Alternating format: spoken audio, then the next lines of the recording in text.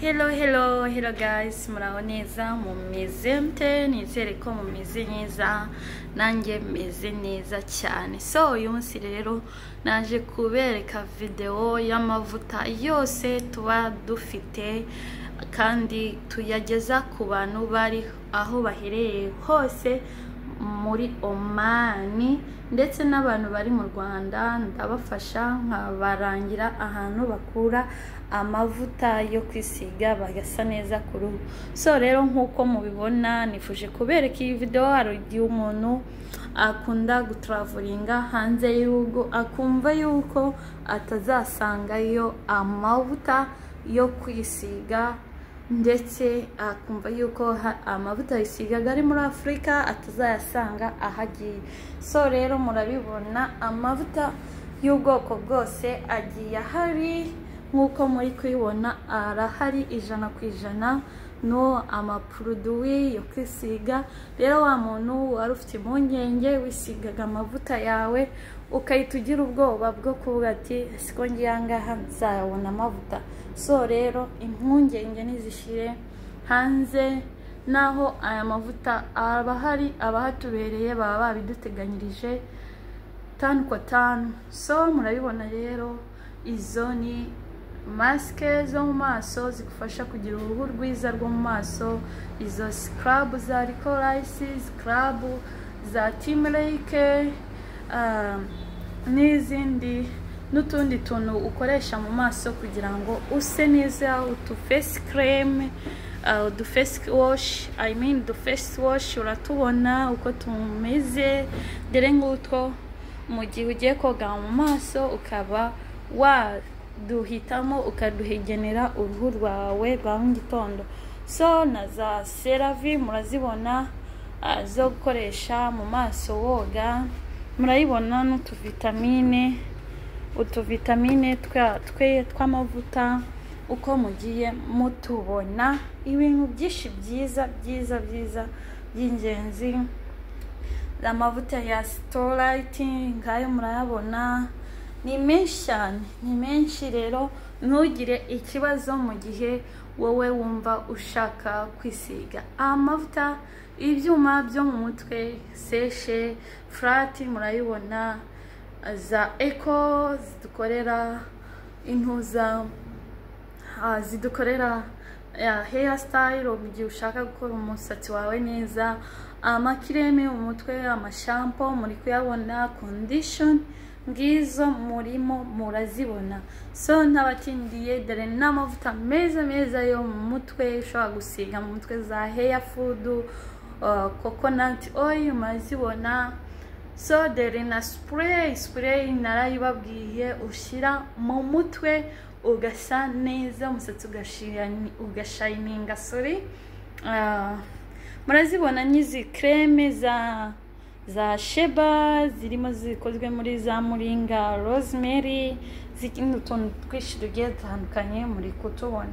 So rero ntimugire ubwoba, ibintu byose muzajya mubibona 5 kwa 5. Amashampo yo mu mutwe murayabona. Umuntu ushaka kuzana nyashi na nyashi, umva ntugire ngo simakubereye. Ushaka kuzana ikibuno wambwira rwose nkatukohereza ukazataha ufite ikibuno. Urahari? Cyangwa se ubaye uri no mu gihugu mu Rwanda wambwira nkakurangira aho wakura amavuta y'ibibuno ukagira ikibuno cyiza, kakongera ikibuno nyashi, ugatunga nyashi za danje. Rero ni amavuta ya papaya ku bantu ushaka uruhu rwa naturel, nayo mwayakoresha. Amasabune murimo muragenda muyabona. Amasabune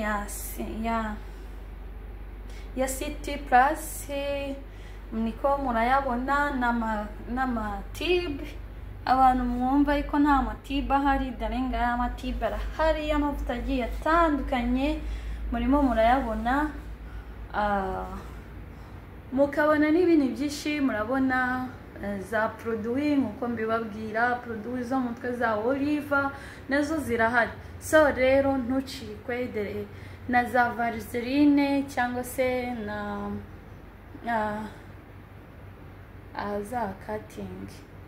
So aha murabibona vaseline nziza cyane nazo wakisiga vaseline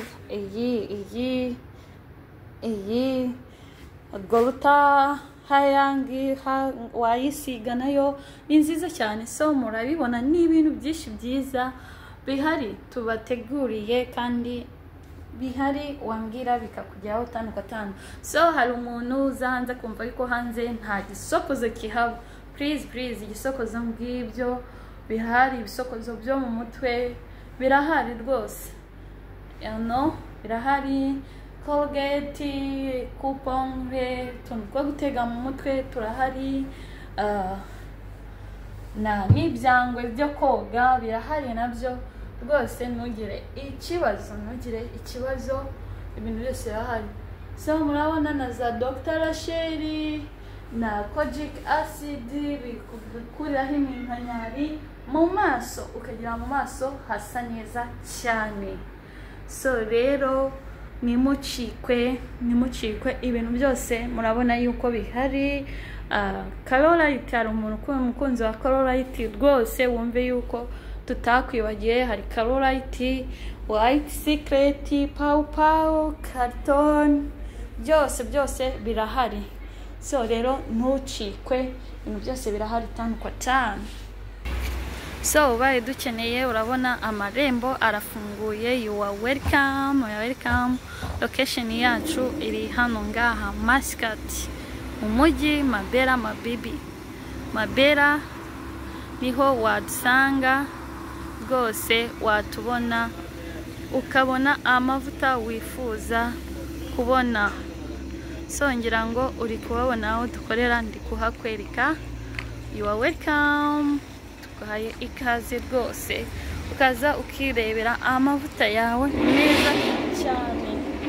So rero ntucikwe my friend, ntugire ngo nta kintu kidahari, turahari ku bwawe. You welcome. So ubaye uyakeneye wanyandikira tukavugana.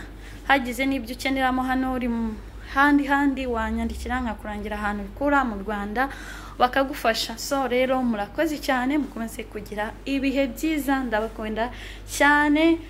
Ciao.